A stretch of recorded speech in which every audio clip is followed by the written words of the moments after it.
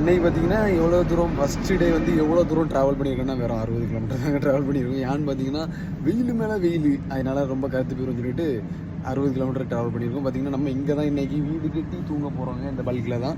இது வந்து கரெக்டாக திருநெல்வேலியில் நம்ம ஏதோ ஒரு ஊர் சொன்னாங்க, மறந்து போயிட்டு. சரி வாங்க நம்ம வந்து வீடு கட்ட போவோம், வாங்க வாங்க வாங்க டைம் ஆகிட்டே இருக்கணும், வாங்க போகலாம். ஃபைனலாக வந்து நம்ம ஒரு வீடு கட்டி முடிச்சாச்சுங்க நைட்டுக்குள்ளே ஒரு வழியாக. எங்கே போச்சு இந்த வீடுகளில் காணலங்க, இன்னும் இருக்குது.